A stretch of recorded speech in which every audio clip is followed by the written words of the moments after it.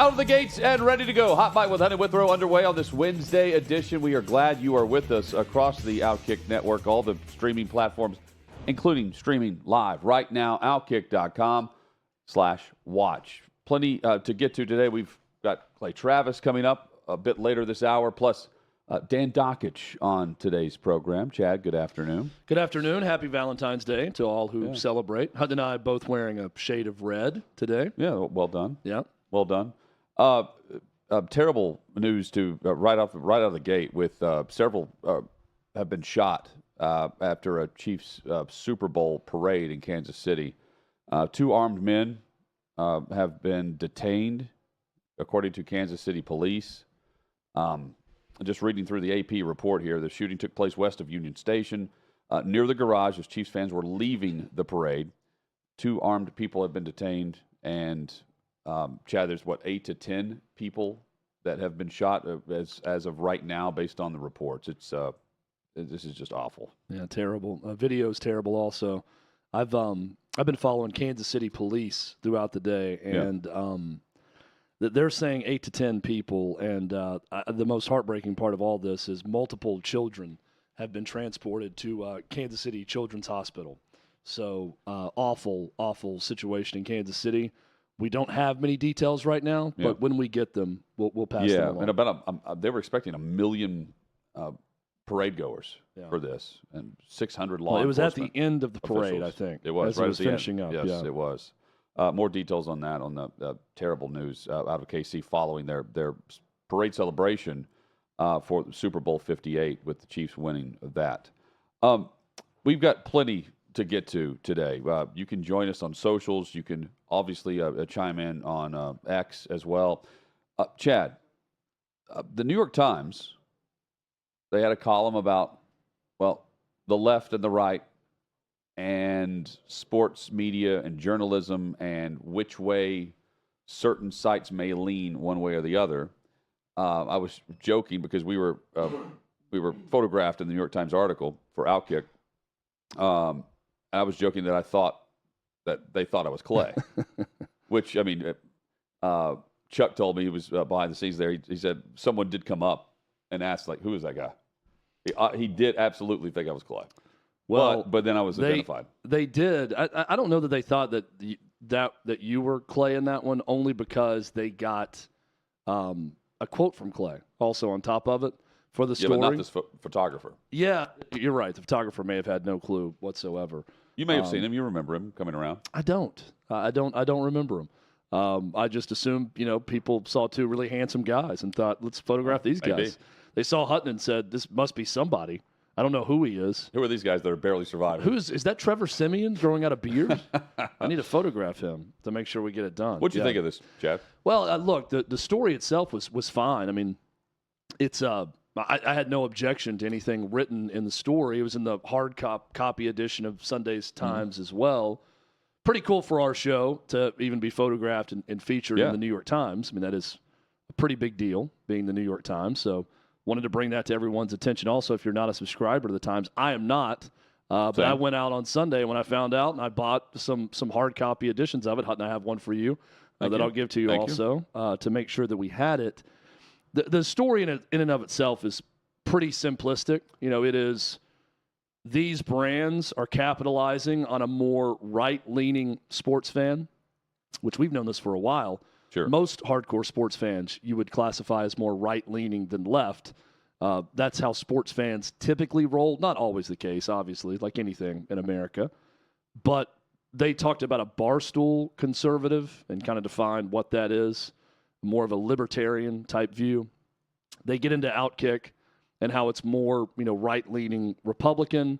They talk about Pat McAfee having Aaron Rodgers on his show, and how that could be seen as, because of his what people would call anti-vax stance, that's more of a right-leaning move just to give him a voice to talk about something. Speaking of voices, mine is almost out, a little bit of a cold, so apologies. We'll pump up the mic here in a minute in case it does start to go out. But my big takeaway, Hutton, from all of this is people want to focus on right or left with this, right? Hey, OutKick does well because they're serving a right-leaning audience. That is true. OutKick does well, and it definitely has majority right-leaning audience for sure. But it's also, to me, what's lost in the shuffle in all of this is one word: authenticity. And that's what I want our show to be known as, right? I agree with most things that are written at OutKick. I agree with a lot of things that other OutKick personalities, writers have to say about any number of issues. There's no doubt about it. But when I disagree, or Hutton disagrees, what I want our audience to know is that we are about authenticity first. Yes. If I think it's stupid to try to cancel Bud Light because they made a bad marketing decision, I'm going to tell you, and we told you that over and over again. Cancel culture is cancel culture, however you want to church it up. It's all the same. I hate all of it. So I'm not going to sit here in one breath and say, boy, it's really dumb for left-wingers to try to cancel this conservative because they made this joke, while also saying, hey, everyone, boycott Bud Light because they made a bad marketing decision that we all disagree with. I disagree with the marketing decision. But if you want to drink Bud Light, drink Bud Light. That's an authentic approach. Drink your beer. That's an authentic approach, right? That is something that we're going to look at every situation and give you authenticity. We've been at this for a long time doing it. When Clay Travis hired us, he hired us and said, go do your show. I'm not going to give you a bunch of notes on every show. I like your show. I like you guys, what you do. Go do it. Do your show. So I want, because that story, and I've heard from people about it, oh, you're just saying this, this, and this because you don't believe it, but because you think that the audience is going to want to hear that. That's simply not true. I think the best shows out there, I think Pat McAfee is a good example of this too. You are going to say things that people are going to agree with you on. You're also going to say things that challenge the audience, that maybe they completely disagree on. So when I come in yesterday and I say it's ridiculous that anyone bought in to some, right-wing politician claiming that Taylor Swift and Travis Kelce are CIA operatives that are trying to rig the election for Joe Biden. If you believe that, that's stupid. And you set up President Joe Biden to look clever because of that, and his camp capitalized on it. Yes, you did the impossible. Bravo. You made President Biden look clever. Bravo. Good job. A guy, again, who can't complete a sentence and doesn't know who's running any country in the world right now. You made him look clever by buying into stupidity. Don't buy into stupidity. Everybody's got an authentic opinion. We have authentic opinions on this show. We're going to talk about all the issues. We're not going to back down from anything. There's nothing too controversial for this show. We're not going to run and hide. We're also not going to placate and tell you what you think we think you think. We're not going to give you something on a silver platter and say, here's the red meat, eat it up. Now, there are times I'm going to have an opinion that 98% of our audience is going to say, amen, well said. I completely agree. There are other times where Hutton and I are going to have an opinion that you're going to say, I don't agree with this. And if you don't like being challenged, well, that's tough. That's life. I want to be challenged. I want this show to be challenging. But mainly, I want this show to be authentic. And I think that's what's missing in this New York Times piece about this show specifically, and I think about some others at OutKick as well. Authenticity. Be authentic. That's what we try to do every day. We come in here, we want to tell you exactly what we think, exactly what we feel about any issue. Right. And we're not going to stop doing that. But no one's going to write the script for us. Thank you for the cough drop, too. You got it. Appreciate I tried that. to hand that to you where no one could see. But it's okay. Maybe they did. I don't know. We, again, authentic. We let the audience in. If you hand me a cough drop, you could fire it off my cheekbone, Hutton, during the middle of a segment. I'll catch it. We'll let them see it. It's fine. Who will have the information out first? The fact that we'll find out whether or not Taylor Swift actually endorsed President Biden again, by the way, or Central Michigan continues to investigate who was on the sideline. Are we sure that, well, two things here now that you've raised that issue. Are we sure that Biden is running for re-election right now? Again, that could be the holdup with Taylor Swift? That was only the report. I think Taylor Swift may be holding out to see who she's going to be. Look, the Democratic, if Donald Trump is running, I'm going to give a big spoiler alert to America right here. Taylor Swift will endorse whoever he runs against, whether that be Michelle Obama, Joe Biden, whether that be Dr. Jill Biden, Michelle Obama, anyone else. Put any living human up against Donald J. Trump. Any living human. Kanye West could run against Donald J. Trump. And Wow. Taylor Now Swift. that's saying something. Taylor Swift would endorse Kanye West. This is not a mystery. That might be the only Everyone knows human. who she's going to endorse. That might be the only She living is human. extremely liberal with a lot of her stances. So she's going to endorse whoever goes against Donald J. Trump. That I'm sure of. On the Central Michigan investigation, when's the next Olympics after this one? Are we back in the 2-year stretch in between? Maybe by the next Olympics is in Los Angeles Olympics? after this one, right? Yeah, well, no, this one, Paris. And then 2028. But Is it I'm wrong? saying Winter Olympics. It's a 2-year stagger. So it'll be 26? So 2026, I'm not sure where the Yeah. Winter Olympics are then. But by that Winter Olympics, maybe we'll have a conclusion in the Central Michigan Connor Stallions investigation. I think it's somewhere. What a Friday news dump that would be. If that lady at Central Michigan just came out and said, you know what? It was Connor Stallions. And I know who gave him the pass. It was Jim McElwain. It was our head coach. He knew about it It's all in along. South And he's Korea. fired. South And now he's Korea, it looks fired. like. I hope Google's correct here. I've always said the closer you can get to North Korea for an Olympic There you go. Games, Exactly. the better. Exactly. Let's butt Chad- up right up against that 48th parallel. And reading And let's make sure that we can do our let's bring the world there. That's where we need to bring the world. in reading the piece of New York Times, my takeaway was they're trying in a liberal media. We see now that they're leaning more into what will engage the audience more than anything else, instead of telling the audience what to think. Pat McAfee's a good example with ESPN. You know, all the fallout from what we saw with executives, right? Or I fully expected him to be suspended. Did you? Yeah, I did. They didn't do it. And the quotes from Clay, I mean, were spot on. But I didn't read this and think it was a shot at anything we were doing. I thought it was more of a discussion point about the split between who's doing what. And by the way, ESPN's now coming back towards, at least an appearance that they're actually just trying to entertain instead of anything else. Yeah. Entertain instead of quote unquote inform, right? Oh yeah. And meanwhile, we're sitting here just doing what we were doing. Yeah, and it's business calculations. Meaning, like we haven't, we don't have to change direction. I read that piece and I'm thinking, yeah, of course this makes sense, right? If the OutKick ethos to me is correct. I really believe OutKick has facts on their side more often than not than a lot of other media outlets. So let me put that out there first as a baseline. Facts are on OutKick's side. Yeah, but of course, like if it's true that most media members, we'd always get in this argument even back on our old Nashville show. Yeah.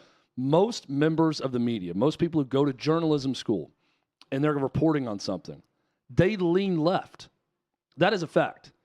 That is a natural state of journalism a lot of times. Some hide it better than others. Some can be right down the middle on things. It's not universal that everyone is some crazy left-wing lunatic that's in the media, but that tends to happen more often than not. So the antidote to that is doing something that is more anti-woke, whatever you want to call it, down the middle, right-leaning, whatever the New York Times, however they described OutKick and Barstool and others, right? But even so, just look at it from this perspective real quick. It's good business also. But even those who hated Aaron Rodgers still voted for him for MVP that final year with Green Bay.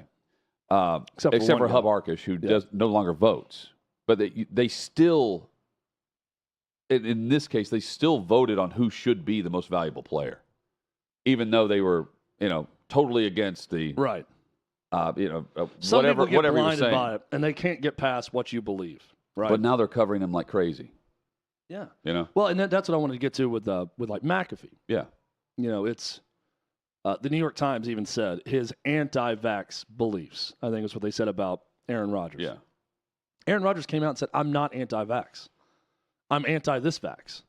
I'm about asking questions about this vaccination that was pushed through so quickly," and said it's not even a vaccination, by the way. During the Trump administration. He's not anti-vax at all times. He's like, I'm a believer of you make your own decision. I'm not pushing people away from all vaccinations. Do what you want to do. But the New York Times will still put his anti-vax beliefs. Well, it's anti-COVID vaccination that he's talking about. So there's nuance there. But regardless of what the New York Times writes about Aaron Rodgers, everyone in media and everyone who's ever watched a show about sports or politics or anything can agree on this.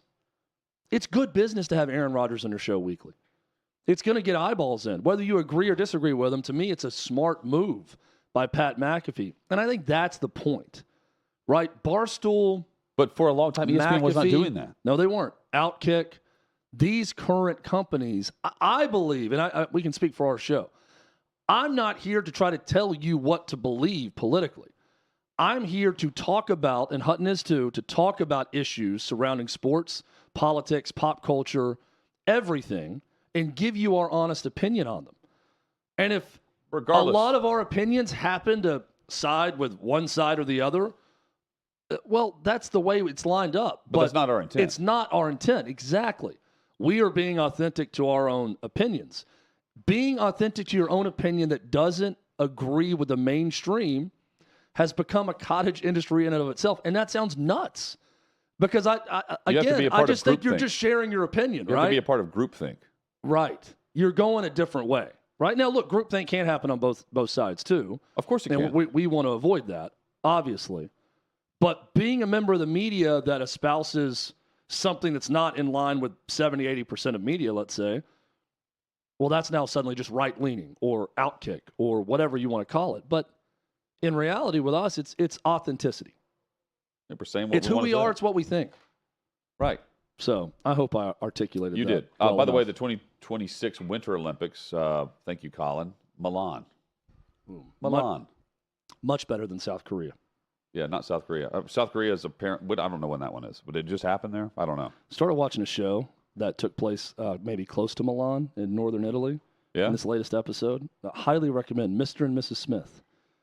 The Brad Pitt, Angelina Jolie movie from years ago. This is a spinoff of it with Donald Glover, and it is really, really good. It's a totally different premise. Spin this off? They're placed together. Like they are working for some mysterious boss, right? Do they know speaks that, to though? them online. Because they didn't know that in Mr. and Mrs. Smith, right? You go to a job interview. Like one was kicked out of the CIA, one was kicked out of the FBI, right? And then they fill out this application, they answer all these questions, and they put them together as a married couple that has to do these missions together. And then it becomes kind of a love story, right? A will they, won't they? They start out as strangers, and then I know what they do. By episode 2, you get your answer. And the answer is yes. On this Valentine's Day, I can confirm they will, and Chad, they do. Do you have dinner plans tonight? I do not. Congrats. Good for you. Yeah. Is that intentional? Yes. It's just life at this point, Like get home. Well, Paul relax. was always anti Valentine's Day. But if it is a manufactured, I did go out and buy something. I did holiday. go to the grocery store today to pick up flowers, and Good. I mean it was. You look around, it was like dudes storming the beaches of Normandy, trying to gather up the last snow flowers. Snow is hitting, and you need it milk. was the equal amount of fear, I think, in some eyes that I saw at like 7:30 this morning when I went out. Speaking of fear, why is everyone afraid of Travis Kelce and Taylor Swift? Great question. I don't understand this at all. So this all Jim Nantz and Tony Romo just glossed over what was a huge storyline playing out in front of us during the game, where Kelce goes up to Andy Reid in this tirade, bumps into him, pissed off that he's not getting the football. I immediately think, well, every time he touches the football, Taylor Swift is going to be shown. And then I started, if you understand what the storylines are, it's the Super Bowl. It's a massive game. There are so many different elements to this. That was a massive moment, though. That was just kind of an average play on CBS. Then I'm looking today, and Bobby Barack with the story at OutKick.com, that NFL Films, through the CW, has now edited/muted the audio of this tirade, where they apparently have the audio paired with the video, and chose not to play it, instead letting their hosts on Inside the NFL just talk over it. This is more than just, well, we didn't deem it a big story at that moment. I don't know the elements of who chooses to put certain things on and certain things off. Ultimately, I mean, Hard Knocks, the team has right of first refusal on what is aired on the final cut. They have final cut. Yep. Everyone knows that. I also know, having been on the sidelines, that there are so many boom mics right over the top of whatever the coach and the players are talking about. The random discussions of multiple players who are mic'd up. Kelce was mic'd up, by the way. All they cared about was the post game when he's talking to Taylor Swift. Chad, they muted this because of Taylor Swift and Travis Kelce. Meanwhile, throughout the year, how many times have we seen players caught in a weird moment where maybe they're saying something, and it's happened multiple times. Oh, I forgot I was mic'd up. And they play it. They play it. Why does Travis Kelce get this treatment? I don't know who else in the league would get this treatment. I really don't. Patrick Mahomes, if he's mic'd up, it's being used. Will they edit it without us knowing? Sure. The difference is this is the moment that we want to know what was said in that case. And to not play the audio, I can't wait for TMZ to have this audio leaked. I'm right there with you, Bobby, on this. Cannot wait because the NFL doesn't want us to hear it because they don't want to piss off the Swifties. I think CBS was the same way. I think CBS was more in the moment and reacted as if it was just a nonchalant, routine thing. It's not. How many times have you seen this, Chad? I've seen it a bunch. No. I'm saying the actual player getting into it with the coach and bumping into him the way they never. I've never seen it. Unprecedented. And especially a player in the of Super this Bowl. ilk. In the Super Bowl. Yeah, Right? it's crazy. You mentioned Mahomes even, Hutton. The quarterback series that I watched on Netflix, they didn't edit out what Mahomes was yelling at people. Him and Max Crosby getting into it. I mean, I would just that say, was all in. I was just a D-bap. Kelce, D-bap. By the way, it wouldn't hurt Kelce if they played this. I think it's the NFL that needs to DBAP. Well, but it's They're about... the ones giving the orders to inside the NFL to do it. But why? It's about Swift. Yeah. It's about Taylor Swift, and Travis Kelce is getting the Swift treatment. And I don't understand why. Taylor can kick out Kanye West, apparently, and not just kick him out of a seat, but kick him out of the stadium. There's no... you don't have a way to... put up the certain planes. Everything's booked at both airports. Doesn't matter. If she's going to find her spot, whatever. You get to a certain status, you're going to get that. And Taylor is at a way different level than the musicians across the globe with what she's doing. Travis Kelce isn't. No. And his overall brand is not going to be hurt by this because Andy Reid's already addressed it. They're not protecting the Chiefs. Kelce's addressed it. Who cares? I guess Taylor Swift cares. Am I wrong in thinking this? That they're just protecting how they are viewed from her? Yeah, protection from the Swifties, maybe, if they release it, where they don't want people coming after them online. But I don't know the motivation behind it. But who cares? I don't even think that people would care about it. I don't know why we're muting this. Well, I also think that... Is YouTube going to take them down? Here's... You know what I mean? Going back to authenticity. And the answer is no, by the way. Yeah, going back to authenticity on this, right, with this whole deal. Right. If you're a huge Taylor Swift fan and you love Travis Kelce, you're going to defend whatever's on that audio. You're going to defend it. Yes. This is what bothers me about a lot of things. Whatever he said.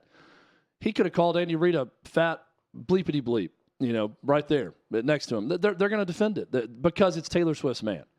If you hate Taylor Swift. And the audio will get out. If you hate Taylor Swift and Travis Kelce and the Chiefs, you're probably going to absolutely hate whatever's on that audio, whatever he said. The reality is it was wrong. He should not have done it. Apparently, he apologized to Andy Reid. He needs to apologize publicly. I'll continue to state that. That's the right message to send. I said this to him, but I'll say it to everyone else. Not the right move. I let my emotions get the best of me. Should not happen. Won't happen again. Whatever. Very simple statement. Just come out and say that if you're Travis Kelce. Well, but Kelce, here's Kelce what's was worried now. that it was going to come out. Well, here's where we're drifting into now. They're becoming Prince Harry and Meghan Markle, who no one likes. And it's not because of Taylor Swift. Taylor Swift is being Taylor Swift. She's dancing along to her own song, Love Story, the DJ Marshmello version, on camera with Travis Kelce. She's going nuts in the suite. I don't have the animosity towards Taylor Swift as I'm starting to gain for Travis Kelce. Travis Kelce looks like the clout chaser in this whole deal. Travis Kelce, to me, looks like the attention whore in this whole thing, not Taylor Swift. Taylor Swift is the much bigger star Chad, is than there he any ever doubt? was. The people who have anger about her being shown, I don't care about Taylor Swift being shown. Sure. It's good. Going back to previous discussion, it's good business. Travis Kelce hasn't gone there yet, but he could be on the verge of becoming unlikable the longer this thing goes on, and the more it feels like he's chasing clout with all of this. I liked him on SNL when he hosted. I've liked him throughout his career. I don't like what he did to Andy Reid. I don't like some of the other stuff. But that's where this could eventually Chad, head, is Prince Harry, Meghan Markle territory. We want privacy. Look, we want privacy while we go on, world 60 tour. minutes and do a Netflix show. But think about what Kelce said on his immediate quote. Oh, you guys saw that? I'm going to keep it between us unless my mic'd up tells the world. I was just telling him how much I love him. He didn't want it out. And it appears that they get what they want. Meanwhile, by the way, what happened is, I bet there are multiple times that players are mic'd up that it gets out. Yeah, and someone gets it. There's some. They're not a backup. They're just some role player, who's a starter on a team. Not a role player to a fan of that team, but a role player viewed out on the outside in. And there you go. Like it's on the show. I mean, I don't understand why you have to mute this. And they did in this case. They cut this from their overall storyline here. I think it's the Chiefs probably going to the league and saying we don't want that out. And it's Travis Kelce going to the Chiefs saying don't let it out. They're going to the league, and the league is honoring the Chiefs' request. But there's so many times that they're showing the video replay. By the way, it's not like they're not. They're showing the video replay. They're not adding the audio in, which is just. What's the point? Well, you have him mic'd up. Everyone wants to see this. And by the way, TMZ will get this audio. They absolutely will get this. I hope the NFL is going to have to leak it. Someone in the NFL is going to have to leak it. Or some producer. Yeah, that's what I'm saying. It's NFL Films that does it. It's NFL Films. It's inside They're the NFL. the ones and then it's who the have CW. The CW had nothing to do with the editing here. Oh, CW just airs that show. They air the show. They have nothing to do with it. Yeah, but I'm mentioning them as the distributor. I'm saying it's going to take a leak within the NFL Films office to get out. Yeah. For someone to hear it. You're saying the same person who leaked John Gruden's email. That would be Roger Goodell. So Roger Goodell's not going to do that. He's the one who leaked the Gruden emails because he doesn't like them. Do I care that Taylor Swift is everywhere? No, I don't. Do I think Travis Kelce is getting into it with Andy Reid because he had one catch for a yard at that point, and every time he gets a catch or makes a play, they pan to Taylor Swift? Yes. Do you know what I'm yes, bummed I do. that we're robbed of in this whole scenario is the Chiefs losing and the Taylor Swift reaction shot of them losing in the last minute. Not only that. I was thinking about that late because she's experienced all joy. In year one as a sports fan, easy. Season 1, they went and won a Super Bowl. And I kind of laugh because Taylor Swift, not a sports fan until this year. Like the rest of us who have lived and died with our favorite teams or played sports in our youth or whatever, we know what it's like to put everything into something and then lose and be dejected. But to see that from her one time would have been awesome. I think. Now, also from CBS, it would have been great. From the CBS perspective. 49ers is the villain of all Swifties everywhere for beating them. How dare you? Consider the money they made off of this. They had straight product placement. They had advertisers that were advertising during the Super Bowl directly to females because of the Taylor Swift effect. Timu? I don't know about Timu. It was I don't know what they are. It was 3 of them. Sarah V. $7 million, maybe $7 million for 30 seconds. So when you consider the whole 21 million, and it's based on how you're going to show Taylor Swift a lot because you've got the audience there. By the way, it went up 7% on the ratings. I don't buy into a lot of just all of based on just how the timeline is played out here. It's hard not to that they're just placating to this. I'm robbed of the moment that I feel like Taylor Swift would have really just been one of us. If Hey. they lost and we saw that reaction, that's when Taylor becomes all of us. If they lost, we would have the audio of this. This would be a storyline if they lost. Yeah. It would be. I don't know we would be because the talking about league's their involvement in it, though. But we would be discussing the breakdown of the Chiefs. We would be comparing that game, and it was very. I mean, it reminded me of the Raiders game on Christmas, and how they're well, it's getting into funny it and all that stuff. like what media at large picks and chooses as to what they attach themselves to and go after. Yeah, There's been less physical contact that has happened between player and coach or player and other player at times, and people lose their mind over it. And then this happens with 66-year-old Andy Reid, almost gets knocked to the ground, and it's just a big collective. Boys will be boys. Nothing to see here. Just fiery. Just got all emotional. Got all worked up again. Crazy. Kelce bothers me more than Taylor Swift. Well, it's starting to go into that I mean, territory for he's me. paid what $20 million for I the haven't had a Pfizer problem commercial. with either one of them until now. I'm starting to have a problem with Kelce, not Taylor. Well, now they're about to go away, right? Well, I mean, I guess. Are they going to be present at the draft? But they're going to be photographed Maybe everywhere they go. Are they at the combine to view possible prospects? No, Taylor Swift does not go to Indianapolis unless she's getting paid $1 billion to go play there. That's not a city she Kelsey's visits. there. Who knows? I We'll see. know. No, I'm with you. Justin Jefferson, salute, sir. He's about to break the bank and set the new bar for wide receiver compensation. But he's waiting to see who his quarterback's going to be before he even signs anything. Good job. It's smart. Wait and see. It's smart. And you know what else it does? It makes them go to him. It makes the Vikings go to him and say, okay, what are you thinking here? Because they absolutely will keep him. He's also not going to turn down the money. But I'm curious what he thinks they might do that he doesn't like to say this. Not re-sign Cousins would be my guess. But they don't have the space. I mean, they really don't. They're about to break the bank for him. They can't bring Cousins back. I don't know. We've seen teams do some weird manipulation of the cap to try to make it work. That's fair. I mean, if they want to go down that route. But, yeah, I mean, if they want Justin Jefferson, he gets to dictate their future at quarterback. That's what this story means to me. Just asking before signing the extension, hey, what's the plan? What are we doing? Well, he's a guy who wants to win, too. Well, and everybody respects that. So we went through the great duos, quarterback-receiver combos yesterday. We didn't mention Justin Jefferson. No, he was injured. But I guess Cousins and Jefferson are good, not great. But he's putting up nearly 2,000 yards. I mean, he's legit. What quarterback combo would he not meet that criteria? I really don't know. I think he's that good. I don't think he's going to get his, and he's going to ultimately sign this. Bottom 10 guys would affect him in the league because Kirk Cousins is squarely, I would say, top 15 in the league, right? Like the top half of the league. I think he's much better than how people. Yeah, I mean, if it's the bottom of the barrel, that would negatively affect him in a big way. But other than that, yeah, he is that good. He's going to mesh well with anyone. I mean, Cousins had he's a free agent. He was playing this past year on a 1 year, I think it was a $36 million contract or something. And he played really well. And then Jefferson got hurt.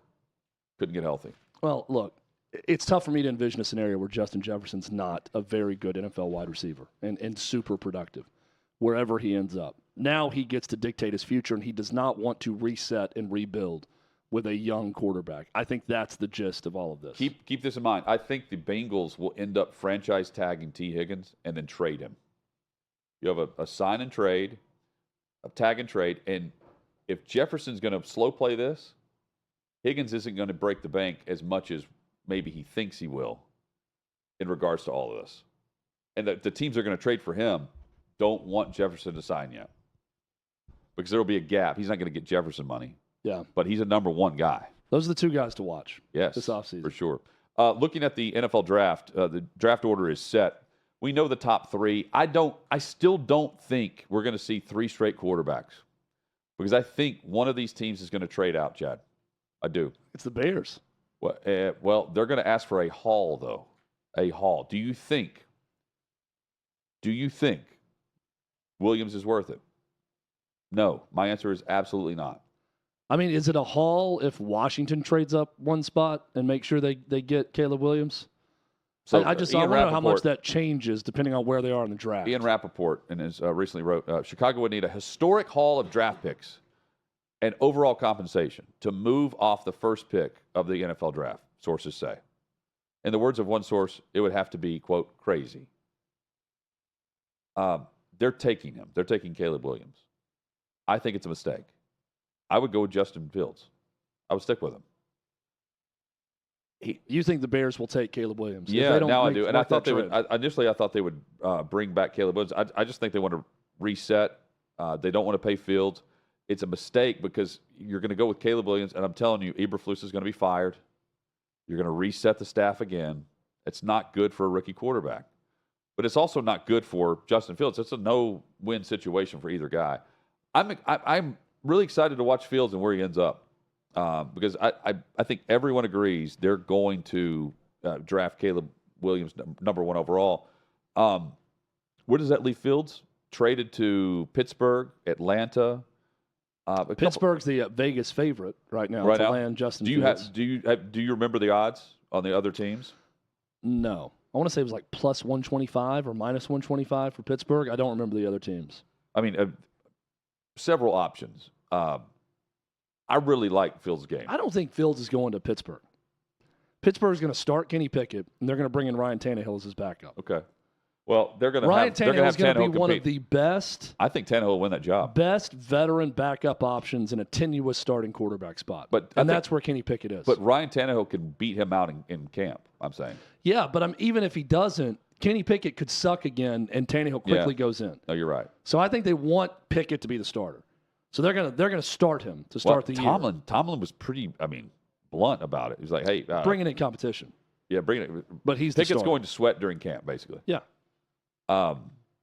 You could trade Pickett. You could trade. What if? I'm also curious. Everyone's set on these quarterbacks from last year. What if the Colts feel like Anthony Richardson is not any good? But just injury prone, which he is. There's a sentiment there that I've been told is a lot of people in the organization feel like he is injury prone. I just don't know. It's like the Trey Lance dilemma. I know. I don't know what the market is for a team that says this guy sucks after 1 year. I want to trade him. But you can trade him and then get a quarterback this year. Again, I'm just throwing out hypotheticals. What are you getting? I don't know. I feel like in that scenario, you just ride it out and hope that he works out this year. Yeah, they're going to stick with it. The sentiment in Nashville was, well, what if the new coach doesn't like Will Levis? They could always trade him, and he's got more value because he actually played. He's got the. Well, see, in that scenario, at least it's a new coach taking over that just doesn't fit the system. Right. So you could sell it to other teams as, hey, he's good. He just doesn't jive with this coach because he didn't pick him. Do you think the quarterbacks go top 3 right now? I got to see what the Bears do with the likely, yes. I think it'll be 3 up, 3 down. How about Justin Fields in New England? Justin Fields in New England works. Well, they need a quarterback, that's for sure.